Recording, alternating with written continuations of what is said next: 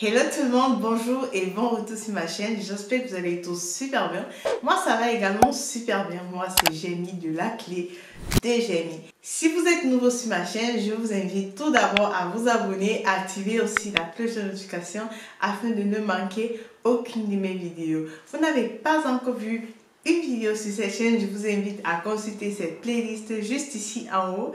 Et dans cette vidéo, je vous donne une information qualitative ou alors une information d'envergure qui m'a été posée en question, en commentaire sur ma chaîne TikTok. Et pour mon compte TikTok, si vous n'êtes pas encore abonné, je vous invite également à le faire. Je vous laisse le lien dans la barre de description. Après m'être fait rembourser par Turkish Airlines, c'était au tour de Air France de me rembourser. Et le processus n'a pas du tout été compliqué, cela n'a pas duré. Je vous explique tout dans cette vidéo.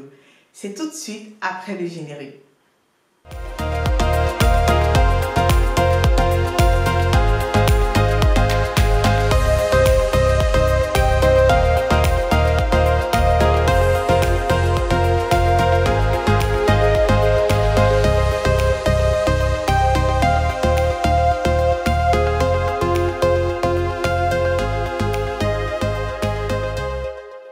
Je vous le disais en début de cette vidéo, en introduction de cette vidéo, après m'être fait rembourser par Turkish Airlines, il a fallu que cette année encore, je fasse une demande d'indemnisation ou alors que je sois éligible à ce remboursement-là. Je vous explique tout.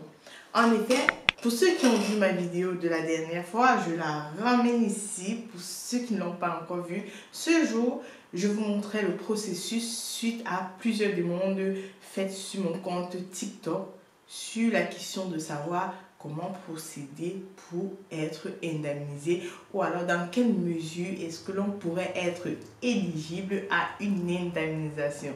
La première fois, il s'agissait bien d'un voyage que j'avais effectué au Cameroun et lorsque il s'agit d'un voyage longue distance, naturellement on reçoit de l'argent. Mais lorsqu'il ne s'agit pas d'une compagnie européenne, c'est toutefois difficile ou alors compliqué comme processus. Donc la première fois, j'avais utilisé un service tiers qui était basé dans l'Union européenne et chargé ou alors compétent pour ce type de litige. Il s'agissait de eClaim. C'est juste un site internet. Je peux encore mettre le lien dans ma barre de description de cette vidéo aussi. Là-bas, le processus avait pris plus longtemps que prévu, juste pour la simple raison que la compagnie déjà n'est pas européenne, donc elle essaye d'abord de prendre toutes les possibilités pour éviter de vous rembourser. Donc, la compagnie va vous demander également de lui envoyer certains documents. Cela prendra du temps en fonction de votre réactivité ou alors de votre rapidité à traiter vos mails ou alors de la rapidité de l'entreprise. Moi, je pense pour ma part que l'entreprise aussi, elle se bat le mieux qu'elle puisse. Là-bas, ça allait durer je vais dire 6 mois pour que je puisse enfin recevoir 600 €. Et ces 600 €, c'est seulement quand vous les recevez que vous payez la compagnie qui a traité votre litige. Et il s'agit d'une somme qui va de 20% de ce que vous obtenez après la plainte. Mais passons au cas d'un remboursement depuis la compagnie même avec laquelle vous avez voyagé, qui était dans mon cas Air France. Après avoir fait la demande, je vais vous mettre juste quelques petites captures d'écran ici. J'avais d'abord confondu, le jour où je faisais la demande et que je vous montrais un peu le processus, j'ai tout d'abord confondu. J'avais utilisé plutôt le voyage que j'avais fait en octobre dernier lorsque j'allais en Côte d'Ivoire. Du coup, ils m'ont répondu ceci. Comme quoi je n'étais pas éligible, qu'ils sont désolés pour le retard occasionné et que le retard n'était pas susceptible ou alors ne me permettait pas d'être éligible à un remboursement quelconque. Dans ce cas, je suis allée lire et puis j'allais piquer un crise. Après, je me rends compte qu'en fait, le voyage, c'était octobre. Cependant, je parle d'un voyage qui s'est fait en septembre. Donc, dans ce cas, je suis repartie de nouveau. Je me suis connectée et j'ai activé pour le voyage de septembre. Après l'avoir fait, ils m'ont répondu avec un message automatique comme quoi ils traitaient ma demande en me donnant le numéro de ma demande. Parce qu'une fois que vous avez créé ou entamé le processus, un numéro se crée. Donc si jamais vous avez des questions ou alors vous souhaitez contacter l'entreprise, vous pouvez utiliser ce numéro-là pour que votre cas soit facilement et rapidement retrouvé ou alors traité. 3 jours après, disons 4 jours ouvrables, j'ai reçu un message comme quoi j'étais bien éligible et que il s'excusait tout d'abord. Voilà le message ici, qu'il s'excusait, mais demandait en fait l'autorisation à ma maman de faire le virement sur mon RIP.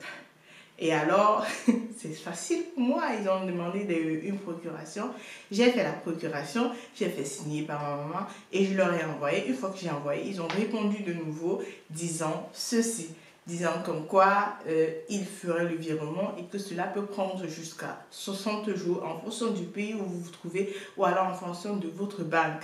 Et dans ce cas, 2 jours après, je vois 600 € dans mon compte. Cette fois-ci, je n'ai pas eu besoin de payer un 20% à une compagnie tierce. Vous voyez, le processus s'induit par. Je me dis peut-être avec une autre compagnie. Voyons voir si un jour je voyageais avec Bruxelles Airlines, peut-être je le ferais. Certains diront que, quand tu as fait la demande, même 1 franc, ça compte. Hein? Là, je me suis fait rembourser et ces 600 €, je vais utiliser pour faire quelque chose de bien. Et c'est juste une partie du billet d'avion que j'avais payé, certes, mais c'est déjà quelque chose. Et en passant, je suis ravie de l'avoir fait. Donc, toi qui as un problème ou alors c'est litige, qu'est-ce que tu attends? Tu es en train de perdre ton argent. Alors, vas-y, lance-toi et prends tes sous. Hein? À la fin, je suis satisfaite. Je n'incrimine pas Air France. Je suis désolée que ce retard ait causé du tort. Je suis désolée que ce retard ait causé du tort à ma mère, mais à la fin, on est tous contents parce qu'au moins, ils n'ont pas discuté et puis ils ont remboursé l'argent parce qu'ils se basent sur les lois européennes. Et donc, si vous êtes éligible, n'attendez plus, faites votre demande. Et si vous avez encore des questions, n'hésitez pas à me revenir en commentaire. Je me ferai un plaisir de vous répondre et de vous répondre ou alors de vous aider dans la mesure de mon possible. C'était tout pour cette vidéo. Je vous dis merci d'avoir écouté cette vidéo. Si vous n'êtes pas encore abonné, je vous invite à le faire. Activez également la cloche de notification afin de ne manquer aucune de mes vidéos. Et revenez bien évidemment la semaine prochaine pour suivre une nouvelle vidéo. À très bientôt. Portez-vous bien et très belle semaine. Bisous.